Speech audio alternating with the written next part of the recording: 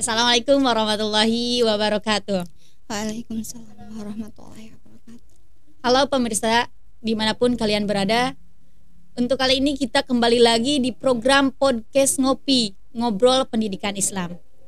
Untuk podcast yang kali ini kita kedatangan tamu yang subhanallah, yang spesial sekali, yang luar biasa. Beliau ini salah satu mahasiswa Stitnu Al-Farabi Pangandaran. Kita jangan lama-lama aja, kita panggil tamu undangan kita ini, yaitu Kak Siti Hajar Agisa. Oke, sekarang di depan kita udah ada narasumber ataupun tamu undangan yang sangat luar biasa. Beliau ini merupakan salah satu mahasiswa Stitnu Al-Farabi Pangandaran dari program studi pendidikan anak usia dini. Sebelum kita lanjut ke pertanyaan-pertanyaan yang sangat luar biasa, ini Kak, mungkin banyak nih para pemirsa, termasuk saya sendiri juga nggak kenal siapa sih Kak Agis itu gitu kan. Untuk itu saya berikan waktu kepada Kak Agis untuk memperkenalkan gitu. Baik, terima kasih Teh. Saya Siti Hajar Agisa, biasa dipanggil oke. Saya Siti Hajar Agisa, biasa dipanggil Kak Agis, itu panggilan panggung saya. Oh, Kak ya, Agis. jadi saya ini sangat suka sekali dengan kisah dan dongeng gitu kan, hingga saya bermotivasi untuk mensyiarkan pendidikan lewat kisah, lewat dongeng. Alhamdulillah terwujud untuk tahun sekarang. Saya sering mengisi di beberapa acara untuk mendongeng dengan rekan saya. Itu boneka tangan saya. Iya. Oh iya, ternyata beliau ini nama lengkapnya Siti Hajar Agisa. Iya, betul. Biasa dipanggil Kak Agis gitu ya. Iya. Pemirsa pasti penasaran sekali, kenapa sih beliau ini diundang di acara podcast kali ini. Beliau ini merupakan salah satu dari mahasiswa Stitnu Al-Farabi Pangandaran yang meraih juara 2 dalam lomba alat permainan edukatif dalam acara Angkasa Anak yang diselenggarakan oleh HMPS PIAUD UIN Salatiga pada tanggal 5 Juni 2023. Iya, betul. Ya, merupakan salah satu juara 2 gitu ya dari Stitnu Al-Farabi Pangandaran. Ini Kak, sebelum dilanjut lebih panjang lagi nih, awal dari Kak Agis sendiri mengikuti perlombaan ini seperti apa? Kalau untuk saya sendiri itu lebih suka tantangan kok Kak. Jadi ketika ada perlombaan, terus ada informasi kan datang, itu dari diri saya sendiri langsung tertarik, apalagi untuk hal-hal yang menantang. Kebetulan kemarin 2 perlombaan yang berbeda saya juga mengikuti, dan alhamdulillah juga mendapatkan predikat yang sama. Nah, pengennya tuh setiap perlombaan yang berbeda saya juga bisa ada di dalamnya gitu. Terus alhamdulillah ada di lomba APE kan waktu itu ya. Iya.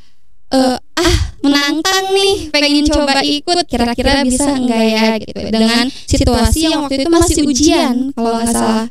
Iya, jadi karena tantangan, saya lebih suka tantangan. Ya, ini salah satu tantangan sekali ya. Kalau orang-orang di luar tuh kebanyakan menghindari tantangan, tapi kalau Kak Agis ini sangat berbeda sekali. Beliau sangat suka dengan tantangan gitu ya. Ini menjadi salah satu motivasi buat kita. Ketika ada suatu masalah ataupun tantangan, mari kita coba, pasti kita akan bisa melewati hal itu ya Kak. Iya, betul. Ya. Untuk itu ini ada beberapa pertanyaan Kak yang saya mau tanya, karena saya kepo sekali gitu kan dengan perayaan yang udah Kakak dapat kemarin. Terus saya juga sebenarnya saya nggak kenal sama Kakak asli. Saya baru tatap muka kali ini gitu ya. Iya, betul. Karena emang kita beda prodi gitu, Kakak dari PIAUD, saya dari MPI. Jadi emang jarang berjumpa kayak gitu. Iya. Untuk pertanyaan yang pertama ini Kak, bagaimana sih permainan edukatif itu? Nah, permainan edukatif, dari namanya aja udah alat permainan edukatif ya. Jadi tentunya alat permainan, baik itu buatan pabrik atau buatan tangan, yang mengedukatif tentunya, yang mengedukasi peserta didik atau anak kita sendiri pun bisa. Jadi tujuan kita membuat permainan itu atau membeli permainan itu untuk apa? Karena edukatif tentunya ada edukasi di dalamnya. Perbedaannya dengan permainan biasa yaitu di dalamnya ada mengandung edukatif yang bertujuan untuk melatih perkembangan aspek-aspek pada anak di situ. Kalau APE itu ya sebenarnya itu alat peraga Kak, alat peraga edukatif yang saya ikut lombakan. Cuma karena saya bertujuan untuk anak usia dini, jadi saya ubah nama alat peraga itu jadi alat permainan. Karena kalau alat peraga itu biasanya untuk anak tingkat sekolah dasar, SMP, SMA, bahkan untuk kita mahasiswa juga ada alat peraga edukatif gitu kan.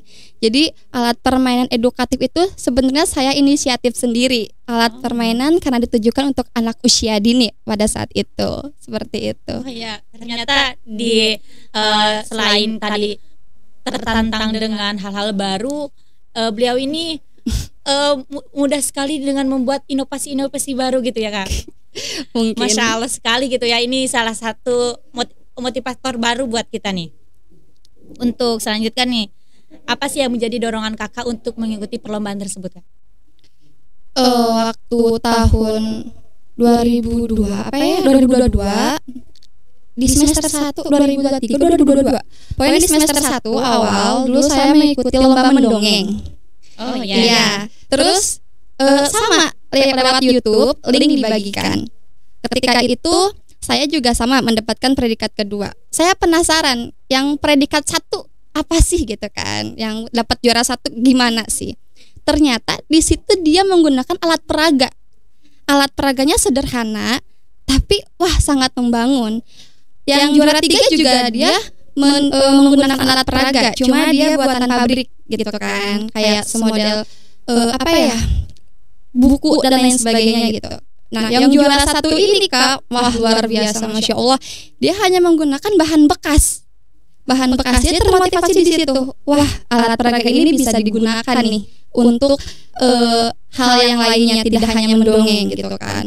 Saya aplikasikan di kejuaraan yang ini. Ternyata alhamdulillah karena motivasi itu kan, iya ternyata betul itu juga sangat mendorong dan akhirnya saya mendapatkan predikat 2 itu. Ya, alhamdulillah sekali ya Kak, usaha yang udah Kakak lakukan gitu tidak sia-sia gitu, mendapatkan hasil yang sangat luar biasa gitu.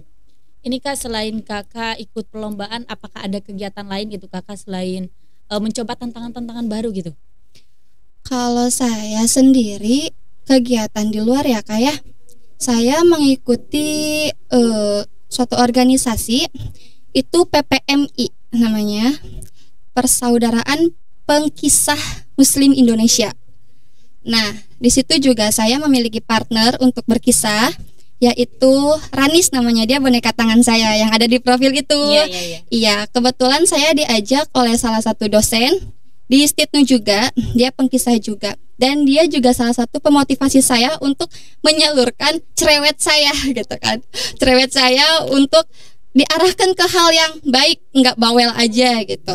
Terus oh iya coba dan alhamdulillah untuk saat ini saya sudah mampu untuk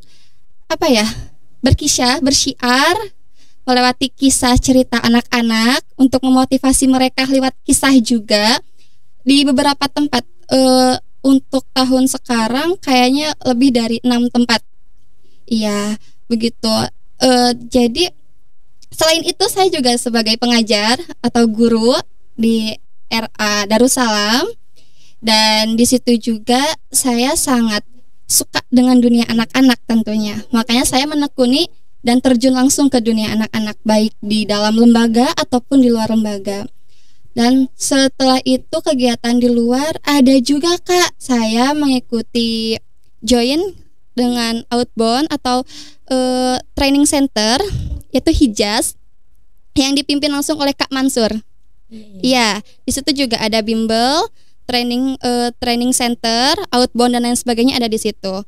Jadi saya emang suka dengan tantangan walaupun sudah rumah tangga ya Kak ya. Oh, udah rumah tangga. Iya, sudah berumah tangga dan memiliki anak yang Masya Allah. Tapi alhamdulillah saya bisa menyela-nyelakan waktu untuk mengisi kegiatan-kegiatan tersebut. Karena saya pikir dengan berkisah, dengan mengisi outbound gitu kan, itu memberikan kebahagiaan untuk mereka tersendiri. Jadi kebahagiaan mereka itu sederhana sebenarnya ketika mereka melihat atau berinteraksi langsung dengan hal yang mereka belum ketahui gitu. Kayak gitu sih kayaknya Kak. Oh, ternyata saya baru tahu nih kakak juga udah rumah tangga gitu ya kak, udah menikah, malahan udah punya anak gitu ya. Disanding kakak menjadi ibu rumah tangga, tadi juga menjadi wanita karir ya, ikut mengisi dalam berbagai acara, terus kuliah juga.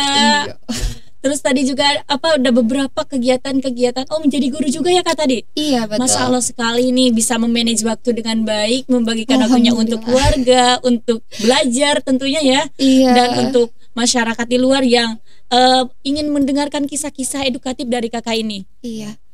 Oh ya, terus ada lagi kak. Aku tuh ya, saya tuh paling suka dengan karya tulis sebenarnya. Tapi bukan karya tulis ilmiah yang aduh gitu ya. Yeah. Saya lebih suka ke karya tulis mendongeng. Jadi alhamdulillah juga kemarin ada beberapa lomba karya tulis menulis cerita anak Islami. Itu juga saya ikut terjun di dalamnya. Alhamdulillah karya saya juga dibukukan di dalamnya. Iya. Kayaknya perlu dilaunchingkan juga ini kak. Iya. Oh iya, mau terbit kayaknya sekitar 3 bulanan lagi lah. Itu dibukukan. Terus ada juga kisah-kisah inspiratif lainnya. Itu juga masih proses perlombaan. Nggak tahu ini menang atau enggaknya. Yang penting ikut dulu. Ya mudah-mudahan mendapatkan hasil yang memuaskan gitu ya kak. Iya amin. Kerja kerasnya tidak sia-sia seperti itu. Ini saya ketika mendengar cerita-cerita dari kakak, pengalaman dari kakak sangat memotivasi sekali buat saya gitu.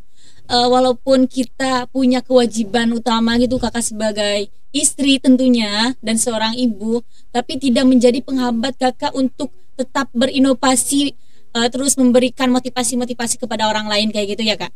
Iya betul. Salah satu motivasi terbesar kakak itu apa sih kak? Ya tentunya anak sih. Anak? Iya betul. Kenapa itu? Anak. Dulu waktu sebelum saya menikah, saya orangnya cuek kak. Masa bodoh, mau apa orang lain berprestasi dan lain sebagainya, masa bodoh. Terus ketika saya memiliki anak, ternyata anak saya itu di usia 2 tahun, dia tuh cerewet banget. Oh ternyata saya juga harus lebih cerewet nih dari si kecil gitu kan. Terus tingkat keinginan tahunya itu sangat tinggi. Terus dia tuh selalu mengagumi hal-hal yang menurut dia itu wah, walaupun sederhana dia sering mengaguminya gitu. Terus saya harus jadi sosok yang dia kagumi gitu kan. Terus waktu pas lomba mendongeng tingkat nasional juga, nah itu di YouTube juga ternyata kan. Nah itu teh dikasih lihat ke si kecil. Ternyata dia bahagia banget. Wah ada ibu di YouTube katanya gitu. Terus wah ternyata aku harus lebih banyak prestasi nih supaya dia bangga dan meneladani seorang ibu gitu kan. Dan bahwasanya dia tahu wah sosok ibu ini ternyata sangat luar biasa ya. Terus saya juga ingin, karena anak saya perempuan ya teh. Kak, anak saya perempuan. Jadi saya ingin memperlihatkan atau memberitahu secara tidak langsung bahwa perempuan itu bukan sosok yang hanya diam, hanya lihat, hanya iya dan sebagainya. Tapi kita juga bisa memimpin, kita juga bisa ada di atas, kita juga bisa loh ini perempuan gitu kan. Terus dan saya juga intinya ingin melihatkan ke anak saya bahwa itu ibu saya loh teman-teman, itu ibu saya loh teman-teman, ibu saya dulu gini supaya dia juga memotivasi anak-anak yang lain gitu. Dan alhamdulillah di usia dia yang 3 tahun sekarang, dia sangat cinta sekali ke buku. Iya, dan dongeng setiap udah 6 bulan terakhir dia selalu minta untuk diceritakan hal yang berbeda. Kadang ibunya aduh ini gimana, cerita apa lagi, bukunya gitu. Belum dapet, soalnya kan kalau buku anak-anak kan harus benar-benar milih ya kayak bukunya belum dapat. Jadi wah udahlah ceritanya ngarang gitu kan. Gimana ibu ceritanya, yang penting anak dapat. Ternyata dari kisah-kisah yang diceritakan sebelum tidur dia nerap kak, nempel. Suka cerita ya, kata ibu kalau bicara di kamar mandi itu kumannya bisa masuk loh. Jadi kan karena umur 3 tahun enggak cerita-cerita ya hal yang di luar dugaan ya. Jadi masuk logika. Bu, kenapa sih kok di kamar mandi aku nggak boleh makan, nggak boleh ngobrol atau nyanyi, kata ayah. Karena di kamar mandi ada kuman. Ketika kita membuka mulut dan nyanyi lain sebagainya, kuman bisa masuk. Kamar mandi kan tempat kotor gitu. Ternyata dia cerita lagi, ya kata ibu kan banyak kuman di kamar mandi gitu. Terus aku nggak boleh ngobrol di kamar mandi. Oh gitu, bagus. Jadi dia tuh tahu secara nggak langsung dari kisah itu, gitu sih Kak. Oh ya, jadi motivasi awalnya dari anak. Anak Mungkin tentunya. sekarang anak Teteh kayaknya udah menjadikan Teteh itu sosok motivator pertama Amin. gitu ya. Iya. Mungkin insya Allah mudah-mudahan kedepannya anak Teteh itu bisa mengikuti jejak karya Teteh gitu. Amin, amin. Untuk ini Teh, Kak, untuk pertanyaan selanjutnya, bagaimana sih cara mengembangkan kisah yang menarik dan relevan dalam permainan edukatif? Nah, sebenarnya yang sangat saya sesali ya, sedikit sekali ibu atau ibu guru yang suka menceritakan kisah ke anak. Padahal dari suatu kisah yang sederhana itu bisa memotivasi anak tentunya. Kisahnya nggak harus tentang yang mendalam atau yang harus yang islami banget. Cerita Nabi tuh Nabi terus gitu. Iya, kita juga bisa menyisipkan kisah islami dengan kisah-kisah yang anak sukai. Contohnya ketika cerita hewan yang menarik, ada sisi lucunya ketika anak, apa sih? Oh kok gitu. Jadi nggak harus monoton sesuai dengan yang di buku. Kita bisa membuat anak tertarik dulu nih untuk mendengarkan cerita. Ketika anak sudah tertarik dan mengeluarkan pertanyaan, nah dari situ berarti anak sudah dapat nih tertarik ke kita. Kita bisa menyisipkan motivasi atau pesan di dalamnya. Ketika itu juga, di saat itu juga, nah anak akan menyerap pesan-kesan yang kita berikan. Jadi harus melihat sisi waktu ketika anak mendengarkan. Soalnya ketika kita bercerita, belum tentu anak itu tahu.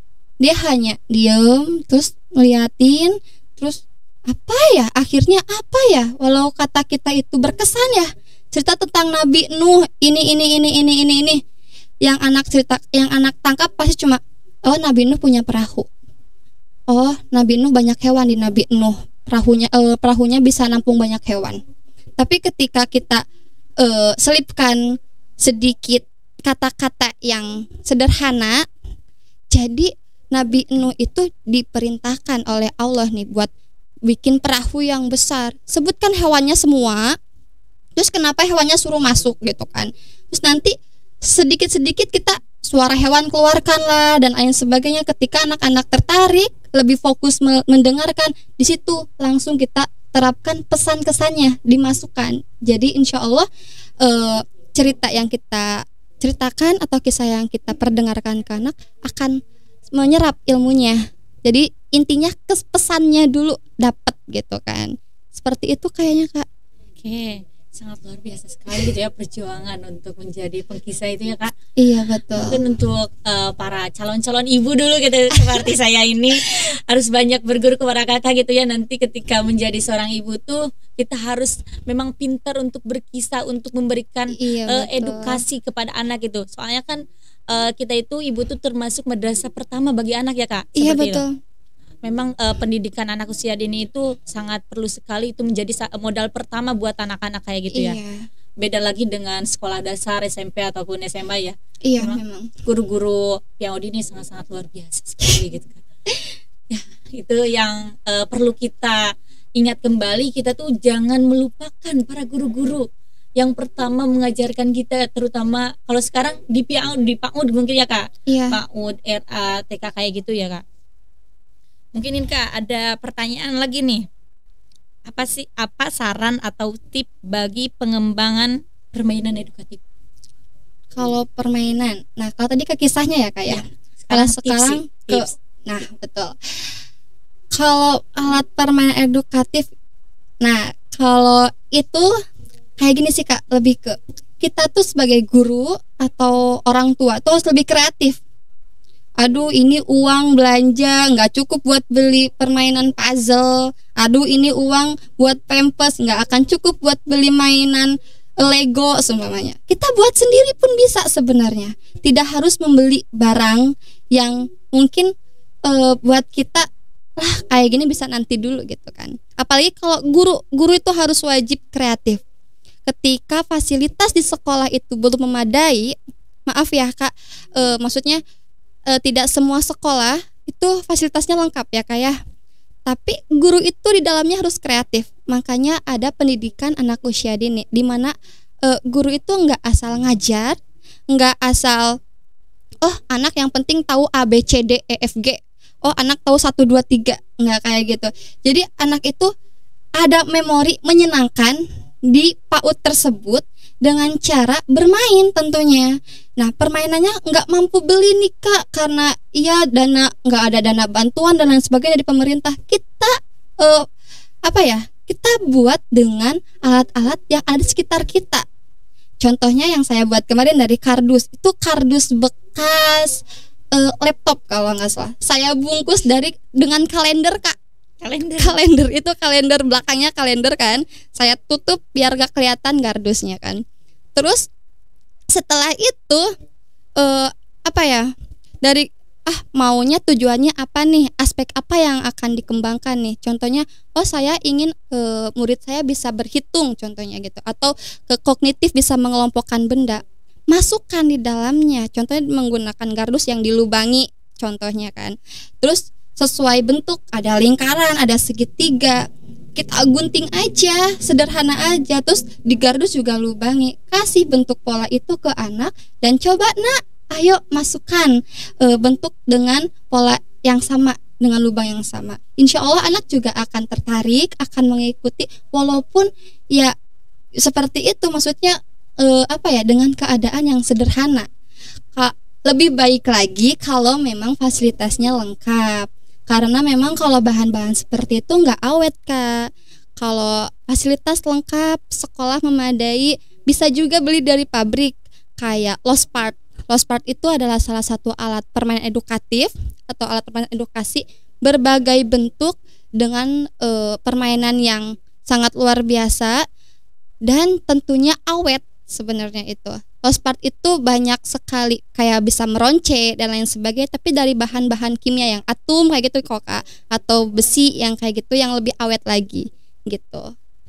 Mungkin Kak lebih di spesifikkan lagi gitu, tips paling menarik gitu buat para ibu guru aja, buat Oke. Oh iya, tadi nggak masuk ya, itu cuma tipsnya itu kita lihat dulu nih ke anaknya itu lebih ke apa nih karakteristiknya, dia audiens atau dia visual atau bagaimana nih, ini anak aktif atau enggak nih. Jadi kita harus lihat dulu, ketika kita menghadapi anak yang aktif, kita buat permainan yang membuat dia tuh fokus dan diam. Contohnya ketika anak yang aktif itu dia lebih suka bergerak. Untuk duduk 2 menit saja susah kan biasanya. Nah, coba kita buat permainan yang meronce atau menjahit, biasanya suka ada. Itu mau beli juga bisa, mau buat sendiri juga bisa. Alatnya Masya Allah sangat sederhana. Itu anak-anak akan tertarik dan lihat dulu apa yang mereka sukai. Hewan kah, bunga kah, atau galaksi atau apapun itu, lihat yang mereka sukai dulu. Ketika anak yang hiperaktif melihat hal yang menarik, insya Allah mereka akan tertarik. Nah, berbeda dengan anak yang pasif. Ketika kita menghadapi anak yang pasif, buat mereka untuk bergerak, buat mereka untuk tidak hanya diam. Contohnya ketika kita melihat anak yang pasif, saya ingin mengembangkan fisik motoriknya nih karena dia diam aja. Coba kita buat sesuatu yang menarik juga tentunya agar mereka mengikuti arahan kita dari beberapa jarak contohnya. Terus kita buat hal yang ditempelkan di dinding, contohnya kereta ya, kayak kita buat kereta gitu kan. Terus anak-anak tuh memasangkan bagian-bagian kereta. Iya, tapi kita coba kasih jarak agar anak dicari, oh ini bagian kepala kereta nih, terus anak jalan lagi tempel. Gitu ya, iya, biar gerak. Oh ini ada bagian ekor kereta nih, cari. Oh anak bagian di mana ya gitu kan. Jadi nempel.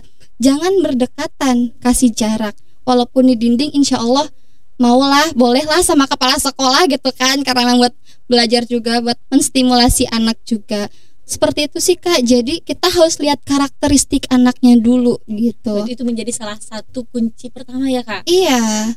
Kita harus mengenali anak ini suka apa gitu, anak ini aktif ataupun tidak gitu ya Kak. Iya. Mungkin Kak, sebelum kita akhiri nih podcast kita kali ini, ada quotes dari Kakak untuk kita semua. Apa ya? Jadi gimana ya Kak ya? Kata-kata yang bisa memotivasi gitu, terutama buat saya sendiri gitu Kak. Calon ibu gitu. Oke. Kalau untuk saya ya, untuk saya pribadi, ketika kamu mendapatkan masalah, tentunya kalau saya sih lebih ke kayak bahasa kiasan ya Kak. Iya. Ketika kamu menghadapi badai, jangan pernah lari dari badai tersebut. Kamu harus mampu menari di tengah badai tersebut hingga badai itu pergi. Seperti itu. Jadi kita harus menikmati proses yang sulit sehingga kita lupa bahwa masalah itu sudah pergi, udah hilang gitu kan. Jadi kita harus menikmati setiap proses seperti itu. Ya, sangat luar biasa sekali ya Kak. Ini dari akhir kalimat Kakak itu, dari quotes-nya sudah merangkum, menyimpulkan dari perbincangan Kakak dari awal sama saya ini. Ternyata kita nih harus bisa harus bisa menyikapi gitu masalah yang ada gitu, sehingga kita betul. Tuh sampai-sampai gak sadar kalau masalah udah hilang gitu ya Kak. Iya. Mungkin itu Kak. Ini sangat menarik sekali. Sebenarnya saya masih mau lama bincang-bincang sama Kakak, masih banyak hal yang saya penasaran gitu ya dari Kakak. Tapi mungkin ini waktunya udah siang juga gitu ya Kak. Mudah-mudahan di lain waktu kita bisa berjumpa lagi. Kakak juga bisa memberikan motivasi lagi buat kita semua gitu, memberikan edukasi lebih banyak lagi Kak gitu tentunya. Gak hanya untuk mahasiswa di PIAUN, mungkin dari MPI juga bisa gitu ya Kak. Amin. Amin gitu. Sedangkan kami kan fokusnya di administrasi terus kan. Kalau MPI gitu beda dengan anak PIAUN yang fokus untuk mengurusi anak-anak juga ya Kak. Iya. Dan mudah-mudahan di lain waktu kita bisa berjumpa lagi, berdiskusi lagi gitu Kak. Ya. Mudah-mudahan tadi perlombaan yang sedang Kakak ikuti bisa menghasilkan yang luar biasa gitu Kak. Amin. Tentunya juara 1 gitu ya Kak. Amin. Ya belum pernah dari awal nyampe 2 terus. Jangan stuck di 2 saja gitu ya. Iya. Mudah-mudahan juara 1. Mari kita doakan pemirsa semua, mudah-mudahan Kak Agis ini mendapatkan juara 1 di lomba apa Kak tadi? Amin. Menulis kisah inspiratif dan menulis kutiba. Sangat luar biasa. Kalau sekarang menulis, kalau kemarin mendongeng, kalau sekarang menulis, mudah-mudahan beliau menjadi juara. Amin ya Allah ya Rabbal Alamin. Mungkin ini sebelum ditutup ada ucapan Kak dari kami untuk Kakak. Selamat ya Kak atas prestasi yang sangat luar biasa ini. Udah mengharumkan nama Sti Tunggal Farabi Pangandaran di ini bisa masuknya nasional ya Kak, karena ini nasional. Udah mengharumkan nama Sti Tunggal Farabi Pangandaran. Mudah-mudahan Kakak juga lebih maju lagi, lebih berkembang lagi, lebih sukses lagi tentunya. Dan Sti Tunggal Farabi juga lebih dikenal oleh masyarakat luar gitu Kak. Amin. Mudah-mudahan pemirsa semua bisa mengambil pelajaran-pelajaran yang udah disampaikan oleh Kak Agis ini. Mudah-mudahan kita semua juga bisa mengikuti apa yang udah Kak Agis lakukan gitu. Terima kasih atas perhatiannya. Mohon maaf atas segala kekurangannya. Billahi taufiq wal hidayah. Wassalamualaikum warahmatullahi wabarakatuh.